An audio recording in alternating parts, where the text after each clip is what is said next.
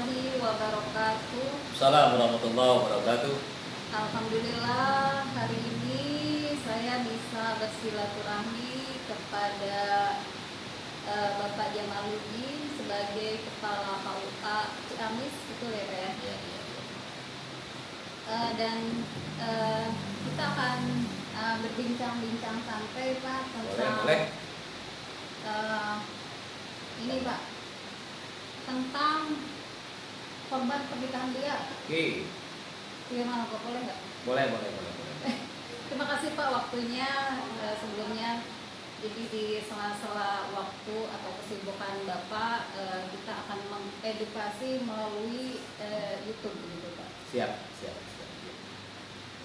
Berbicara tentang korban pernikahan liar, terutama masa pandemi ini, ya kira-kira seperti apa Pak?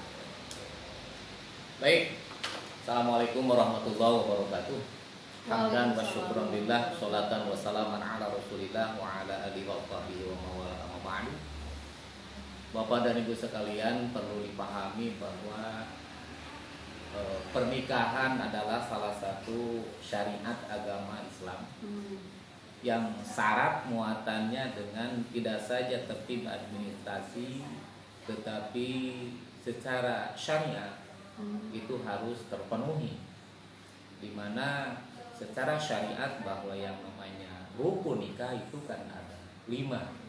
1, pengantin laki-laki, yang kedua pengantin perempuan, yang ketiga bapak wali, yang keempat 2 saksi, yang keempat ijab dan qabul, yang kelima. Nah, oleh karena itu, kenapa tadi kontennya ada ungkapan atau opini publik yang namanya nikah liar? Iya. Nah, perlu dipahami bahwa pernikahan liar ini dengan bahasa yang sederhana dan bisa dipahami itu pada dasarnya sama dengan yang dimaksud nikah siri. Iya. Nah, kenapa dikatakan nikah liar? Nikah siri itu kan artinya tidak masuk secara administrasi, ada di kewenangan dan tusi kantor urusan agama. Entah siapapun yang memfasilitasi, yang jelas bahwa pernikahan di luar kantor urusan agama artinya yang tidak tercatat itu dikatakan nikah siri. Nah, perlu dipahami bahwa kenapa orang di saat-saat isu pandemi yang mengglobal masih ada orang yang bahasa saya itu mengambil jalan pintas. Nah, biasanya para pelaku nikah siri itu bukan tidak ada alasan. Nah, alasan pertama yang saya pahami tentu dari secara syar'i itu sangat bermasalah. Bisa jadi ada yang lagi berpenghulu, rumah tangganya belum selesai, baik secara administrasi kenegaraan maupun secara syar'i, apalagi di embel-embel ada will misalnya, lalu yang namanya will tersebut berujung misalnya ingin menyatukan kehidupan dalam bingkai rumah tangga, itu kan banyak hal yang secara aturan main ditabrak. Akhirnya mengambil jalan pintas dengan yang namanya nikah siri atau nikah liar. Nah, yang kedua perlu dipahami bahwa siapa sih yang memfasilitasi nikah siri, sehingga jangankan di saat-saat pandemi sekarang, sebelum wabah ini pun terjadi ada pelaksanaan kegiatan nikah siri. Nah, ini tentu kembali kepada hati nurani calon pengantin yang dimaksud. Nah, kalau misalnya seorang calon pengantin laki-laki dan calon pengantin wanita memahami bahwa kantor urusan agama tidak saja secara syariat menjadi dasar dalam pencatatan pernikahan, tetapi juga secara administrasi negara dijamin legalitas formalnya bahwa suami dan istri itu sah dan bisa dibuktikan secara dokumentasi kenegaraan, padahal itu nggak sulit sebetulnya. Nggak sulit ya. Nggak sulit. Dan Ya. secara biaya juga. Dan secara biaya pun juga itu murah, sangat murah. Sebab saya dengar orang yang melakukan nikah siri itu bukan berarti kecil biaya atau bahkan tidak ada biaya, itu lumayan juga besar. Bahkan ada yang mengaku ada yang lebih dari ketentuan PNBP, bahkan ada yang mencapai 2 sampai 3 kali lipat. Saya pikir itu kan bukan biaya kecil. Itu yang pertama. Lalu yang kedua, kenapa itu bisa terjadi? Biasanya itu bermasalah. Ya seperti tadi di awal mukadimah dikatakan bahwa seorang calon pengantin laki-laki ketika berpenghulu belum statusnya jelas dan sebagainya, itu kan masalah. Lalu seorang perempuan belum secara administrasi misalnya bebas, karena perempuan punya masa tunggu yang namanya masa iddah, itu sudah terlanjur senang misalnya, atau sudah terlanjur misalnya orang Ciamis bilang bobo lah dan sebagainya, itu banyak yang mengambil jalan pintas.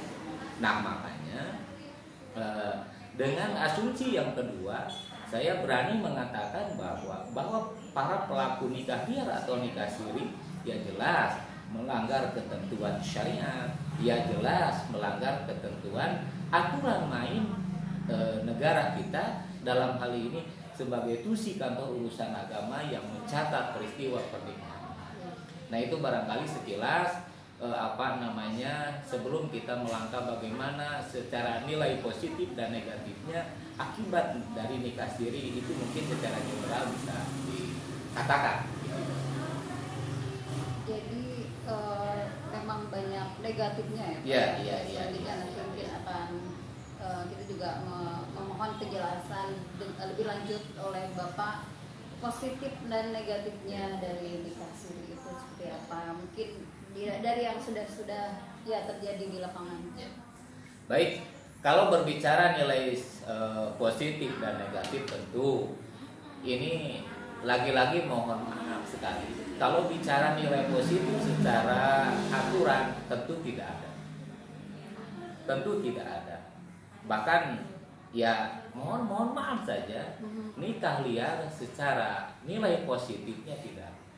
Tetapi kalau opini publik, ya mungkinlah di situ walaupun prosentasinya kecil, kan di masyarakat ada yang bilang kok belum nikah udah kumpul misalnya, ya. Tetapi kan kalau udah ada saksi pernikahannya, walaupun itu misalnya nikah siri misalnya, kan opini masyarakat bisa menjawab, oh ya kan sudah menjadi suami istri misalnya. Kan itu dari sisi positif opini. Iya. Tetapi dari sisi positif administrasi itu sangat merugikan. Apa? Tidak ada artinya. Bahkan itu cenderung negatifnya. Kenapa? Yang satu secara administrasi tidak ada legalitas formal yang bisa dipertanggungjawabkan. Ya. Nah, yang kedua, secara keabsahan bahwa itu disebut sebagai suami dan istri yang dijamin oleh negara juga tidak bisa dilakukan karena tidak tercatat dan tidak punya dokumentasi resmi yang ditunjuk oleh negara. Nah, oleh karena itu dari dua indikator tadi, makanya naif sekali kalau misalnya sebagian masyarakat mengambil jalan pintas, sebab dari sisi positif berbangsa dan bernegara tidak ada. Bahkan yang nyata adalah dari sisi negatifnya. Terus nanti juga kalau punya anak itu berakibat juga ya kalau nikah siri, nanti pengurusan suratnya seperti apa? Ya. Nah, itu akibat dari nikah siri. Negatifnya yang selanjutnya adalah apabila nanti punya keturunan. Kendala yang akan didapat ketika sekarang kan zamannya sudah bukan zaman Nun lagi, artinya bukan zaman dulu lagi. Ketika anak lahir harus punya dokumentasi lahirnya hari apa, atau kita sederhanakan akta kelahiran kan gitu. Nah, bagi para pelaku nikah siri sulit sekali untuk mendapat legalitas untuk mengaktakan hasil dari buah perkawinan nikah siri tersebut. Sebab salah satu syarat untuk mendapat legalitas akta seorang anak dari hasil pernikahan yaitu adalah harus ada dokumen resmi dari negara, yaitu yang berbentuk buku nikah. Makanya itu sulit. Bahkan kalaupun misalnya berujung pahit lah, putus di tengah jalan misalnya, ya lembaga resmi negara pun dalam hal ini pengadilan agama memang sulit untuk memfasilitasi karena tidak ada bukti fisik bahwa betul misalnya A dengan B sebagai suami istri. Ya, nah oleh karena itu kendala banyak terbuka ketimbang maslahatnya lah gitu. Madaratnya terbuka sekali ketimbang manfaatnya atau maslahatnya. Gitu. Jadi sangat banyak mudaratnya ya dari nikah siri atau nikah liar ini. Padahal negara itu sangat memfasilitasi oleh atau kepada siapapun yang akan melaksanakan pernikahan, dan itu prosedurnya sangat mudah ya Pak ya. Prosedurnya sangat mudah, kemudian dari sisi pembiayaan juga tidak memberatkan. Nah itu barangkali ada yang ingin tahu juga nih prosedur pernikahan yang mungkin oleh sebagian orang dianggap seribet gitu ya, sehingga memilih jalan ya udah nikah siri aja, kali ini udah sah gitu. Nah ini baik, boleh dijelaskan. Sesuai dengan PMA 713 bahwa persyaratan nikah yang terbaru sebetulnya sangat-sangat mudah sekali, apalagi secara implementasi di lapangan, khususnya di kantor urusan agama Kecamatan Ciamis itu kan ada dua opsi untuk pendaftaran nikah. Nah yang pertama bisa menggunakan onlineisasi bahasa kita ya agar keren dikit lah. Kita bisa menggunakan online dengan web KUA Ciamis untuk pendaftaran nikah.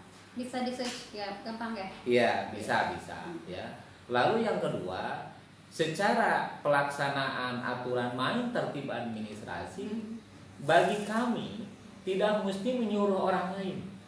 Artinya mau diurus oleh sendiri dari mulai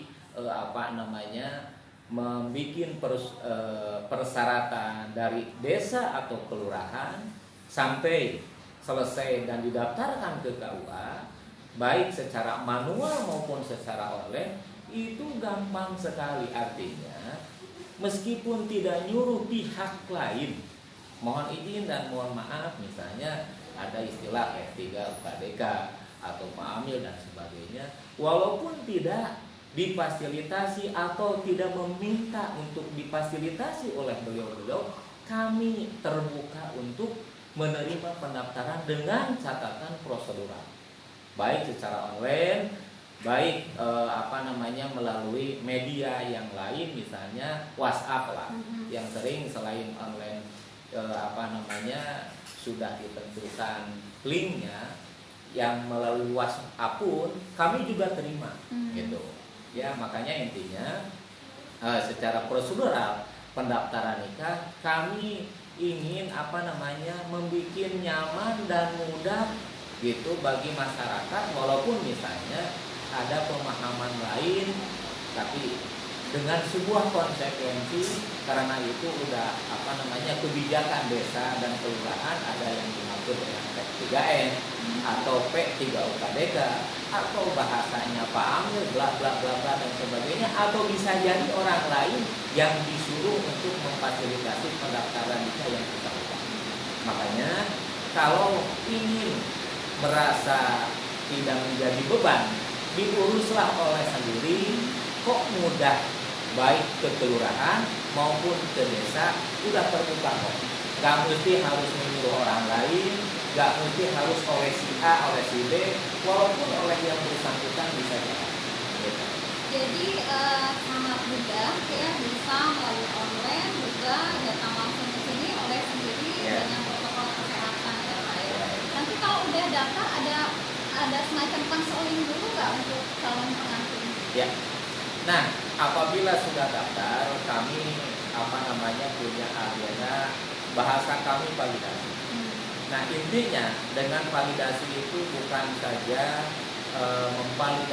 memverifikasi data yang sudah masuk baik melalui online maupun manual, tetapi di situ intinya kami memberikan bimbingan kepada calon pengantin, ya, bimbingan kepada calon pengantin dengan materi yang khusus untuk bagaimana kelangsungan membangun rumah tangga, bagaimana untuk membangun rumah tangga juga bahasanya supaya awet, langgeng, bahasa kita sakinah, mawaddah dan sebagainya. Nah, itulah validasi, ya, validasi, verifikasi, termasuk di situ ada pembinaan walaupun secara prosentase masih minim lah, kisaran baru 60% yang dengan sendiri datang ke KUA, walaupun kita udah menjadwalkan tiap hari siap,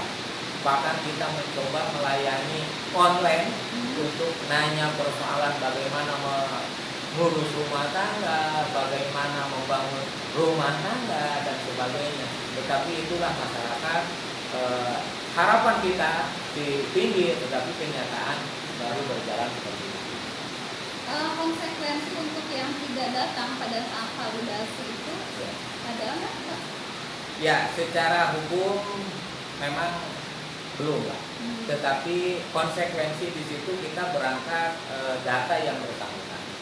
Sebab gini, kita berangkat bukan dari nama, tetapi kita berangkat dari nomor induk kependudukan.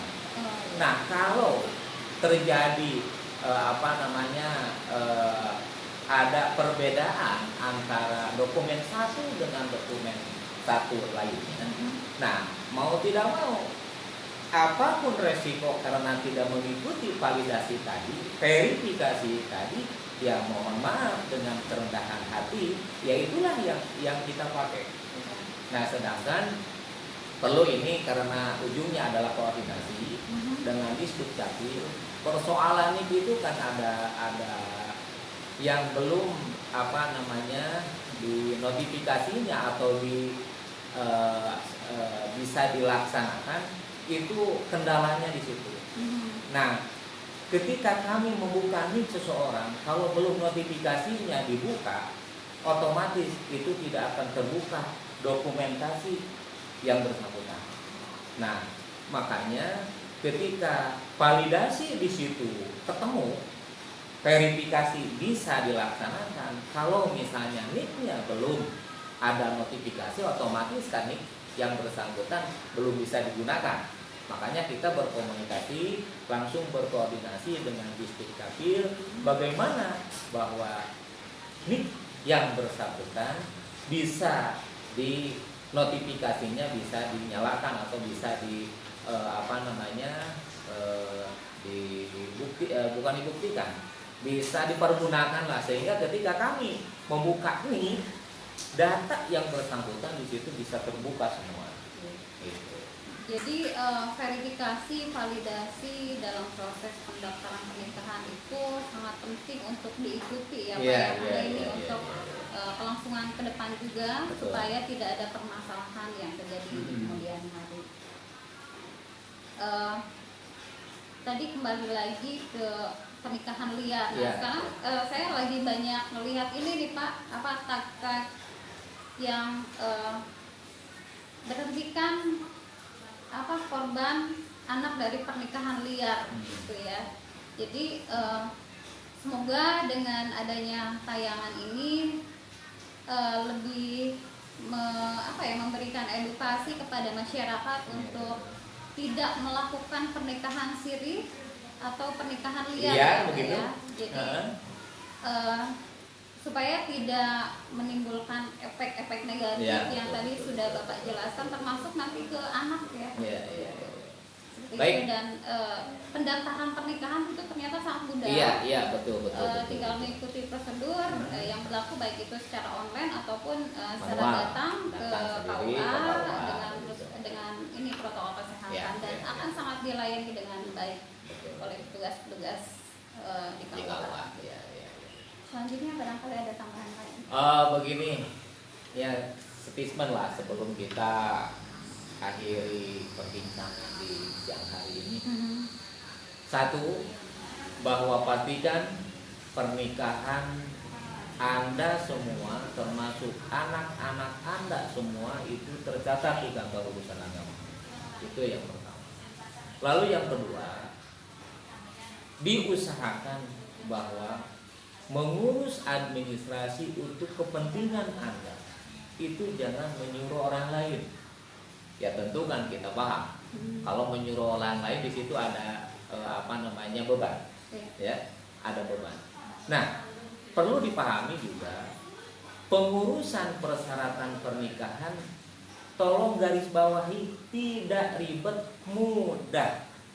Ya, mudah. Baik mau sendiri yang datang ke kelurahan ataupun ke desa atau menyuruh orang lain dengan sebuah resiko misalnya. Cuma jangan dipahami, wah kalau ngurus sendiri ribet katanya dipersulit dan sebagainya. Enggak, saya jamin bahwa mau oleh yang bersangkutan, mau menyuruh pihak ketiga misalnya, saya jamin itu khususnya di Kecamatan Ciamis mudah, tidak ada kendala. Bahkan saya suka berkoordinasi setiap 1 bulan sekali dengan Pak Lurah dan juga Pak Puhu. Tolong Pak Lurah, Pak Puhu, apabila ada masyarakat Bapak yang ingin berhubungan dengan kantor urusan agama dalam hal ini membuat persyaratan untuk nikah, membuat persyaratan keterangan dan sebagainya yang hubungannya dengan kantor urusan agama, layani dengan baik, baik yang datangnya bersangkutan maupun melalui pihak ketiga, dalam hal ini misalnya P3 UKDK atau istilah lain Pak Amil atau istilah lain Pak Lembe atau orang yang dikuasakannya. Jadi tidak ada diskriminasi dalam pelayanan publik, dan yuk kita sama-sama bahwa membuat statement bahwa pencatatan pernikahan termasuk pendaftaran pernikahan itu mudah, tidak sulit. Itu barangkali statement dari saya dan mudah-mudahan bisa dipahami oleh semua masyarakat. Tidak ada kesulitan kalau kita ada kemauan. Tapi kalau tidak ada kemauan, walaupun itu mudah, di situ gambaran kesulitan pasti terjadi. Iya, itu sangat dipengaruhi oleh pola pikir Ya, kita juga ya, gitu ya. ya. Kalau kita berpikirnya sulit ya sulit Ya, gitu ya. betul, Kalau betul. padahal sebenarnya mudah gitu. Terakhir ada yel stop pernikahan liar nggak Pak? Soalnya tadinya banyak nih. Ada Ya. ini nggak? Oke. Stop Oke. pernikahan liar karena memadaratkan. Satu kali lagi. Stop pernikahan liar karena memadaratkan. Mending tercatat di kantor urusan agama. Gitu aja lah dianya. Terima kasih Bapak. Yuk, sudah sama-sama, bicara sama-sama, hari oke. ini. Mudah-mudahan dan tentunya ini akan sangat bermanfaat Ya. untuk saya dan siapapun yang melihat tayangan ini. Siap. Terima kasih sekali lagi. Wassalamualaikum warahmatullahi wabarakatuh. Waalaikumsalam warahmatullahi wabarakatuh.